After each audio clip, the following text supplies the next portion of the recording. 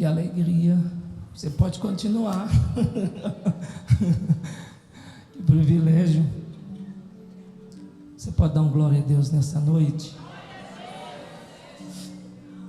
Deus é glorificado em todas as coisas. Há alguns dias atrás, meu irmão e minha irmã, a minha esposa me convidou para assistir um documentário. Eu confesso para vocês que quando ela me convidou para assistir esse documentário, eu fui um tanto quanto sem pretensão de assisti-lo, porque eu gosto muito de filmes de ação, filmes de ficção científica, mas eu gosto muito de documentários. E eu fui um tanto quanto despretensioso, mas fui cumprindo minha missão. E fui, acompanhei ela até o quarto. E esse documentário, ele falava sobre a gravação da música We Are The World. Quantos já ouviram essa música? E essa gravação aconteceu na noite de 28 de janeiro de 1985, em Los Angeles. Logo após uma cerimônia muito importante de um evento, claro, musical, American Music Awards. E a iniciativa dessa gravação partiu de um homem chamado Harry Belafonte. E ele ficou impactado profundamente por algumas imagens de fome, uma fome muito intensa, uma fome muito grandiosa na África, especialmente na Etiópia. E ele procurou uma outra pessoa chamada Ken Cragen, que ajudou a transformar essa ideia em realidade. E aí ele teve a ideia, e a música foi composta nada mais, nada menos do que por Michael Jackson e por Lionel Richie, que naquela época faziam um sucesso avassalador. E a produção ficou a cargo de um homem chamado Quincy Jones. E qual era o objetivo dessa música? Era arrecadar recursos para combater a fome que estava devastando vários países, mas especialmente a Etiópia, durante uma das piores crises humanitárias da década de 80. E para isso foi criada uma organização, a USA para a África. E acho que todo mundo dessa época lembra que a canção em pouco tempo se tornou um fenômeno mundial e arrecadou dezenas de milhões de dólares. E eu fui acompanhando aquele documentário e fui vendo muitos e muitos nomes ali juntos. E é isso que me chamou a atenção, porque essa gravação talvez tenha sido uma das maiores concentrações de estrelas da música em um único lugar. Isso foi me chamando a atenção. Como tantas estrelas, tantos artistas, porque ali estavam artistas que vendiam milhões de discos, enchiam estádios, eram conhecidos em todos ou conhecidos em todo o planeta. E dentre eles eu posso citar alguns: Stevie Wonder, Kenny Rogers, Cyndi Lauper, Michael Jackson, Lionel Richie, Bob Dylan, Tina Turner, Diana Ross. Aí a gente pode parar, né? Mas tem muito mais, tinha muito mais. Mas surge um dilema: como é que se coloca tantos gigantes no mesmo estúdio sem que os egos destruíssem tudo? Então Quincy Jones teve uma ideia brilhante. Na entrada do estúdio, antes que cada um entrasse para fazer essa gravação, precisava acontecer naquela madrugada, porque dali todos já seguiriam, iriam embora. Ele colocou essa frase em uma placa que dizia: deixe o seu ego do lado de fora. Eu achei muito interessante, isso foi me chamando a atenção, porque a frase não dizia deixe a sua voz do lado de fora, e é claro, não poderia ser dito isso. Não dizia deixe seu talento do lado de fora, não dizia deixe sua história do lado de fora, apenas dizia deixe o seu ego do lado de fora. Sabe, irmãos, e olhando para esse ponto de vista, eu quero ler só um versículo da palavra de Deus.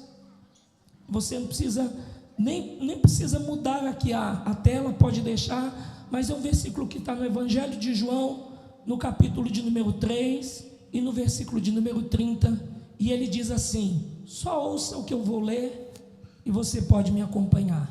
E diz assim: importa que ele cresça e que eu diminua. Você pode repetir esse versículo comigo? Importa que ele cresça e que eu diminua. Sabe, irmãos, quando a gente fala deixe o seu ego do lado de fora, a gente entende que o problema nunca é o talento. O problema é quando o talento quer ocupar o lugar do propósito. O problema da nossa vida nunca é o dom. O problema é quando o dom quer receber a glória que pertence somente a Deus. E quando a gente faz essa breve introdução, eu fico pensando quantas igrejas seriam transformadas se na porta e no coração estivesse escrito: deixe o seu ego do lado de fora. Quantos ministérios sobreviveriam? Quantos pregadores permaneceriam? Quantos músicos continuariam tocando? Quantos líderes continuariam servindo? Porque existe uma diferença enorme entre servir a Deus e servir ao próprio ego, usando Deus como desculpa. O reino de Deus, irmãos, não foi construído para exaltar homens. O reino de Deus existe para revelar Cristo e glorificar o cabeça da igreja. A Ele toda a glória, a Ele a glória pelos séculos dos séculos. E eu quero te dizer uma coisa: o maior problema do homem, o maior problema meu e o maior problema seu é querermos aparecer. Desde o Éden existe isso dentro do coração do homem, uma sede intensa por protagonismo. A serpente diz: vocês vão ser como Deus. E eu quero te dizer que a tentação nunca foi o fruto. O homem caiu não foi porque ele desejou o fruto, o homem caiu porque ele desejou o trono. O homem caiu porque ele desejou ocupar um lugar que não lhe pertencia, e até hoje nós lutamos com isso. Queremos ser vistos, queremos ser lembrados, queremos reconhecimento, queremos aplausos, queremos ser importantes. Até mesmo dentro da igreja existe um ego um tanto quanto carnal, mas existe também um ego religioso. E o ego religioso ele é ainda mais perigoso porque ele usa uma linguagem espiritual. Ele diz assim: eu quero servir, mas no fundo nós queremos aparecer. Ele diz: eu quero ajudar, mas no fundo ele quer reconhecimento. Ele diz: eu quero glorificar a Deus, mas sofre quando o crédito vai para o outro, vai para outra pessoa. E a grande questão é: deixe o ego do lado de fora. Sabe, eu e você não somos diferentes, porque os discípulos caíram nessa armadilha. Eu não estou dizendo aqui que nós somos os piores dessa terra. Os discípulos não escaparam disso. Eles andavam com Jesus, dormiam perto de Jesus, ouviam Jesus diariamente, mas ainda assim, virado e mexia, eles estavam brigando por uma posição. Em certo momento, eles chegaram para Jesus perguntando: quem é o maior no reino dos céus? Eles não perguntaram quem ama mais, eles não perguntaram quem serve mais, eles perguntaram quem é o maior. E essa pergunta revela uma coisa: o nosso ego, porque essa pergunta é do ego. Essa pergunta, ela começa a querer descobrir quem está acima, quem aparece mais, quem tem mais influência, quem tem mais poder, quem tem mais autoridade.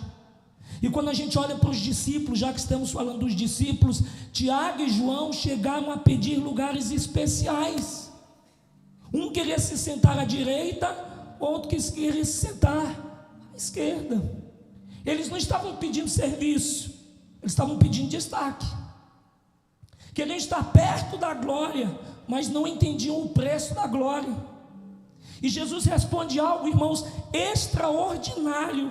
Ele mostra que no reino de Deus a lógica é invertida. Quem quer ser maior deve ser servo. Quem quer ser o primeiro deve ser o último. Quem quer subir precisa descer. E esse homem que a gente leu o texto dele, ele entendeu esse segredo. Esse homem se chama João Batista. E enquanto os discípulos disputavam a posição, João Batista compreendeu algo que poucos entendem, que poucos de nós entendemos. Ele começa o seu ministério e ele é anunciado pelo profeta Isaías como a voz do que clama no deserto, que vai preparar o caminho do Senhor e endireitar as veredas para que Cristo chegasse. E ele faz isso, ele começa a cumprir esse ministério. E um dia, um belo dia, depois que João já está batizando, que João já está anunciando, que João já está pregando, seus discípulos, os discípulos de João, chegam preocupados e dizem: mestre, aquele homem para quem você apontou está batizando mais pessoas do que você. Desculpe, irmãos, eu estou chorando muito, mas no transcurso dessa mensagem que eu preparava e escrevia, por muitas vezes eu me peguei chorando. E eu não sei se Cristo quer tratar muito mais coisas em mim, mas eu achava tão lindo isso de Cristo aparecer, Cristo ser glorificado. Essa última canção que cantamos, dizendo: Tu és santo, Senhor, Tu és santo, Senhor. Cristo é a razão de todas as coisas, Cristo é a razão da nossa vida, é a razão de sermos, é a razão de existirmos, é a razão de cantarmos, é a razão de regermos, Maestro, é a razão de tocarmos, é a razão de levantarmos as nossas mãos e a nossa voz. Cristo é tudo para nós. Em outras palavras, aqueles discípulos estavam dizendo algo assim: João, Jesus está ficando mais famoso que você. Se fosse nos tempos de hoje, João, Jesus tem mais seguidor do que você. Jesus está tendo mais likes nos vídeos dele. Jesus está atraindo a gente. João, Jesus está crescendo mais. E era um momento perfeito para João competir, era um momento perfeito para João sentir inveja, era um momento perfeito para João tentar defender o seu espaço. Mas João responde com algo que tem que ser respondido por todos nós diariamente: importa que ele cresça e que eu diminua. Cristo precisa ser exaltado, Cristo precisa aparecer, Cristo precisa ser glorificado. Sabe, hoje talvez muitos digam: importa que eu cresça e que Jesus me ajude. Mas João disse: importa que ele cresça e que eu diminua. É dentro dessa visão da glória de Cristo que Paulo também escreve algo muito forte para uma das igrejas. E ele diz algo, ele diz assim: nós temos um tesouro, diga comigo, nós temos um tesouro em vaso de barro. Observe comigo, o tesouro é precioso, o vaso é barro. O reino não gira em torno do vaso, o reino gira em torno do tesouro. O problema é que muitas vezes o vaso começa a acreditar que é o tesouro. O vaso começa a admirar a si mesmo, começa a proteger sua imagem, começa a exigir reconhecimento, começa a se ofender facilmente, começa a acreditar que a obra depende dele. Mas Deus nunca precisou do vaso, e não que nós não sejamos úteis na seara do mestre. Deus ama o vaso, mas Deus usa o vaso, e a glória sempre pertence ao conteúdo que está no vaso. Paulo aprende essa lição importante, e aprende essa lição de uma maneira tão profunda e ensina, porque quando ele escreve aos Coríntios, a igreja de Corinto, ele encontra uma igreja que está sendo dividida pelo culto às personalidades. A igreja de Corinto faz algumas afirmações que são perigosas, e eles dizem assim: uns dizem que são seguidores de Paulo, outros dizem que são seguidores de Apolo, outros dizem que são seguidores de Pedro. A igreja estava trocando Cristo pelos seus representantes, o Senhor pelos servos, o conteúdo pela embalagem. Então Paulo faz uma pergunta extraordinária para aquela igreja. Ele diz assim: quem é Paulo e quem é Apolo? Em outras palavras, ele está dizendo assim: vocês estão brigando por causa de quem? Vocês estão transformando servos em celebridades. Vocês estão colocando os refletores sobre homens de barro. Então ele conclui essa expressão para a igreja e diz assim: eu plantei, Apolo regou, mas quem deu o crescimento, e quem sempre dá o crescimento, é Deus, a fonte de toda a vida. E é por isso, em um dos eu sou de Jesus, que ele diz: eu sou a videira verdadeira, e todo ramo que está ligado em mim, esse ramo produz muito fruto, e é um fruto que permanece para a glória eterna. Paulo está dizendo que o plantador não é a fonte, que o regador não é a fonte, que o pregador não é a fonte, que o pastor não é a fonte, que o líder não é a fonte, que o músico não é a fonte, que o vaso não é a fonte. Paulo está dizendo que a fonte é Deus, porque toda boa dádiva procede de Deus. Eu quero te dizer uma coisa, meu irmão: sem ação de Deus, semente não germina. Sem ação de Deus, sermão não produz arrependimento. Sem ação de Deus, louvor não toca corações. Sem ação de Deus, igreja se torna apenas uma reunião de pessoas. É por isso que Paulo nos lembra que o reino não é sustentado pelo talento dos homens, mas pelo poder de Deus. O plantador importa, o regador importa, mas nenhum deles é a razão da colheita. A glória da colheita pertence ao Senhor da seara, o crescimento pertence ao Senhor. Eu volto, na porta daquele estúdio estava escrito: deixe seu ego do lado de fora.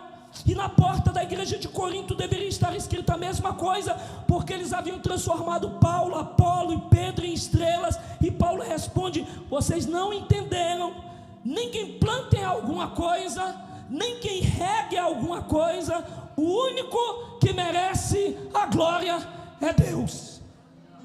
Eu quero te chamar para que essa noite Cristo seja glorificado nesse lugar, como tem sido. Existe algo interessante nas Escrituras. Toda vez que os homens tentaram segurar para si a glória de Deus, algo se rompe, algo não dá certo. Sabe por quê? Porque nós fomos feitos não para segurar a glória ou ter a glória em nós. Nós fomos feitos para refletir a glória de Deus e não para possuí-la. É como a lua não produz a luz, ela apenas reflete. Nós também, quando a gente tenta produzir nossa própria glória, a gente acaba vivendo de aparência, de performance, de comparação, de competição, de ansiedade. Mas quando nós refletimos Cristo, existe descanso. Sabe por quê, irmãos? Porque quando a gente reflete Cristo e estamos em descanso, a gente não precisa provar nada, a gente não precisa impressionar ninguém, a gente não precisa sustentar uma imagem. O maior homem é aquele que sempre vai apontar para Jesus. Aponte para Jesus, revele Jesus. João Batista tinha multidões, tinha seguidores, tinha fama, mas quando Jesus aparece pela primeira vez, ele está batizando, e a Bíblia diz que muitos vinham ter com João Batista para ser batizado por ele. Mas quando Jesus aparece naquele dia, quando muitos vinham se batizar com ele, ele diz assim: eis o Cordeiro de Deus, e esse Cordeiro de Deus tira o pecado do mundo. Ele não aponta para ele aponta para Cristo. Ele é a marca dos homens maduros, Ele não atrai pessoas para si, ele atrai pessoas para Jesus. Existem às vezes pregadores, pastores, líderes, enfim, que fazem as pessoas dependerem delas, que fazem as pessoas viverem na dependência delas e constroem verdadeiros impérios pessoais. Mas o nosso foco não é que as pessoas dependam de nós, até porque nada nós temos para oferecer. As pessoas precisam ser dependentes de Cristo, e nós precisamos tão somente estabelecer pontes. Todos nós precisamos fazer com que essas pontes do Evangelho possam unir as pessoas a Cristo, a Deus, e levá-las até o Senhor. Sabe, às vezes a gente pensa em grandes vitórias. Eu fiquei pensando nesses 2 anos de vida do coral, e com certeza não são 2 anos fáceis. É bonito, é bacana quando a gente chega numa festa dessa e está todo mundo com a bata.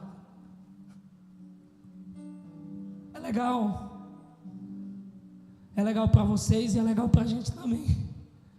A gente espera um tempão, te manda fazer, como que é, a aba nova. A gente pede ajuda. Aí o maestro Moisés Pena, um servo de Deus, abençoadíssimo, capacitado, diz: estou aqui, ajudo vocês, vou caminhar com vocês, vindo de todo o coração. Aí a gente vê esses músicos queridos que recebem o convite e dizem assim: estamos aqui, e vem ensaiar no sábado, vem ensaiar em outros dias. Pastores, pessoas que estão servindo em diferentes igrejas e estão aqui nos abençoando. Muito obrigado de coração. Mas a parte dessa noite, quantos dias foram vividos, quantas lutas, quantos momentos que às vezes a gente pensa assim: não vai dar certo. Será que vai chegar mesmo? Será que vai? Aí alguns entram, outros já não estão conosco. Daqui a pouco outros começam a chegar. Às vezes parece que vai arrefecendo, parece aquela viagem de Paulo, né? Um momento está em bons portos, daqui a pouco está no Euroaquilão, daqui a pouco vem a mensagem dizendo: se preocupa que todos vão ser salvos, fica tranquilo. São lutas, e lutas nos levam a vitórias. Mas eu quero dizer algo ao coral e à igreja: a maior vitória nossa não é estar aqui, a maior vitória nossa não é ter um coral cada dia mais numeroso, a maior vitória nossa não é nós vermos o coral cada dia avançando. Isso são sim privilégios e graça de Deus, mas a nossa maior vitória, a nossa maior conquista, e eu digo isso olhando a vocês e olhando para toda a igreja, é nós desaparecermos para que Jesus apareça.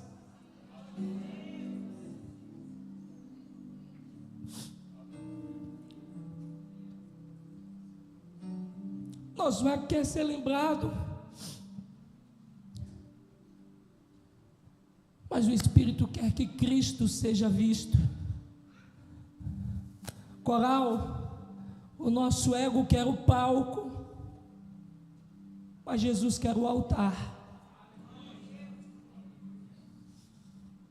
Coral, e eu me incluo em toda essa mensagem, irmãos. Não pensem que eu estou pregando para vocês, eu estou isento disso. Amados irmãos, nós muitas vezes queremos seguidores, Jesus quer discípulos. Amados irmãos, às vezes nós queremos aplausos, Jesus quer transformação. Às vezes o nosso ego quer ser o centro, e eu quero te dizer: Jesus é e sempre será o centro de todas as coisas. É por isso que Paulo escrevia e dizia: Cristo em nós é a esperança da glória. Alguns dias atrás eu preguei sobre o que faz você feliz. Foi aquela mensagem que tive a oportunidade de pregar ali na igreja Assembleia de Deus da L2. E o que leva um homem a dizer: eu sei me contentar com pouco, eu sei passar por todas as tribulações, e eu posso todas as coisas nele que me fortalece. É aquele que entende que Cristo é o centro da nossa vida, que Ele é o nosso universo, que Ele é o ar que nós respiramos, que Ele é a nossa manhã, que Ele é a brisa do nosso dia, que Ele é aquilo que nós respiramos, que Ele é o centro do nosso viver. Eu volto àquela placa, meu irmão, e eu já estou terminando, estou bem atento ao meu horário. Eu volto àquela placa na entrada do estúdio, e que está aqui. Você pode repetir comigo essa frase? Deixe o seu ego. Talvez o Espírito Santo esteja dizendo isso para nós hoje, para mim, para você. Antes de cantar, deixe o seu ego do lado de fora. Sabe por quê? Que a voz que você tem, Ele que te deu. Antes de pregar, deixe o seu ego do lado de fora, porque toda fonte de inspiração procede do Senhor. Antes de liderar, deixe o seu ego do lado de fora. Antes de servir em qualquer área da igreja, seja nas visíveis ou nas que ninguém está vendo você servir, deixe o seu ego do lado de fora, porque no reino de Deus existe espaço para dons, existe espaço para talentos, existe espaço para ministérios, mas não existe espaço para dividir glória com Cristo Jesus.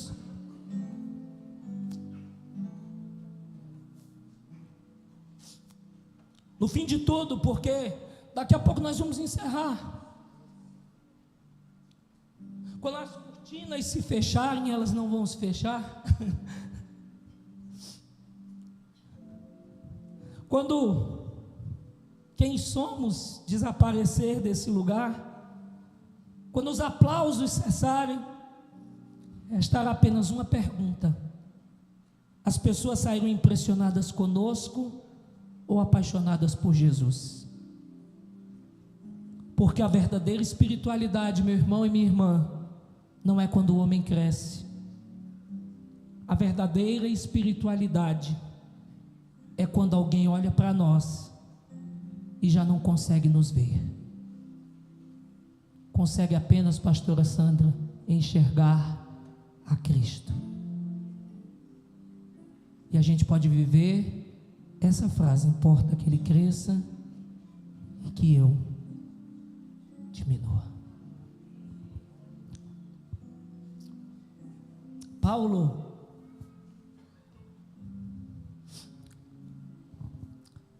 está escrevendo a sua carta aos Romanos, e ele vai falando de tantas coisas lindas da justificação pela fé, do amor de Cristo. Quem pode nos separar do amor de Cristo?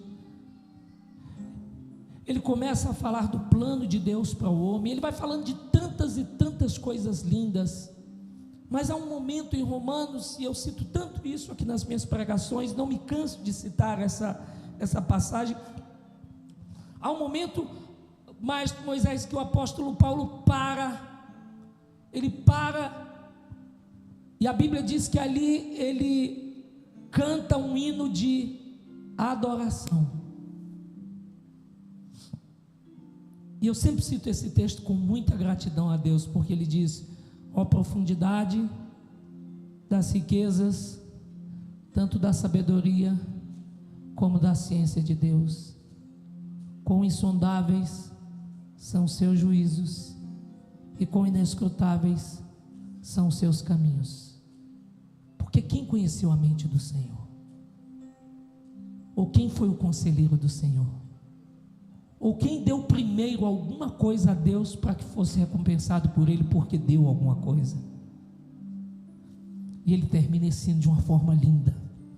Ele diz assim: porque dele, por Ele, para Ele são todas as coisas. Glória, pois, a Ele eternamente. Amém.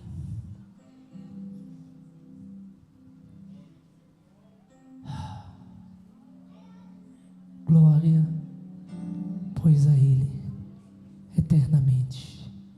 Amém. Coral, ao qual eu tenho muita alegria de participar. Que Deus abençoe vocês.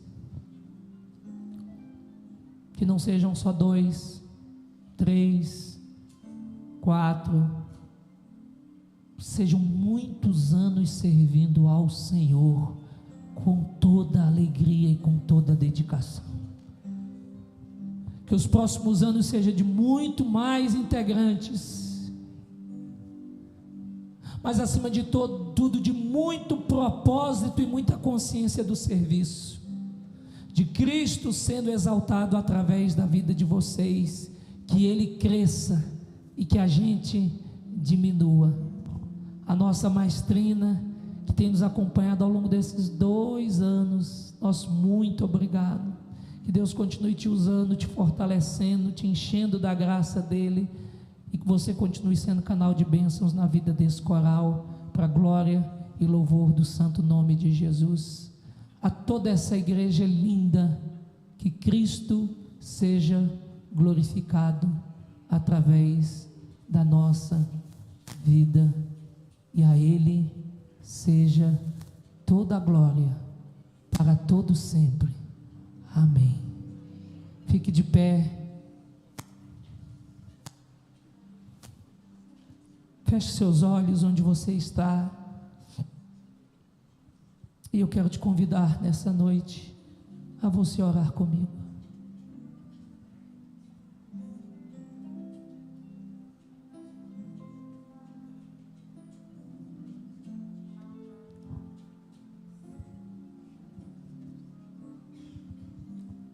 Talvez você ainda não teve a oportunidade de dizer isso para o Senhor. Senhor, eu quero que a minha vida seja vivida 100% para o Senhor.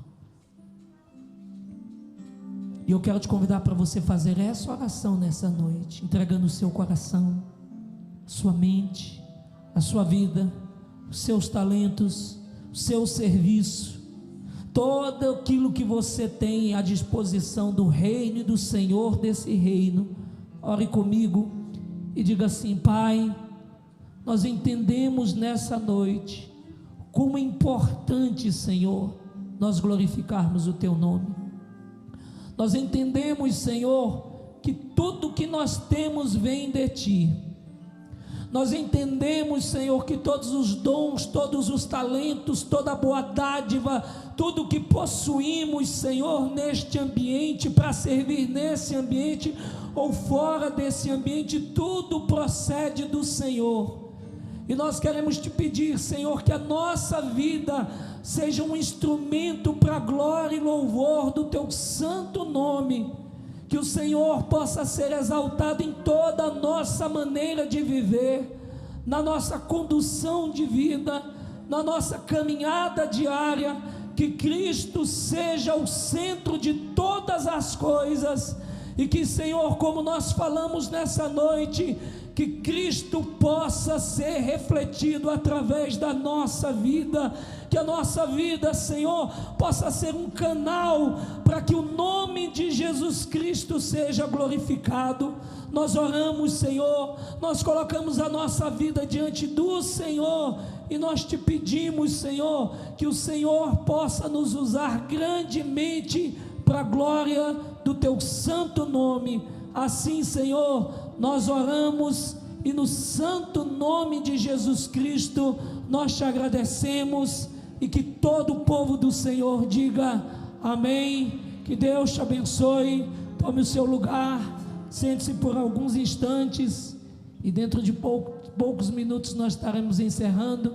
Eu quero convidar o nosso maestro Moisés Pena para uma vez mais estar aqui conosco.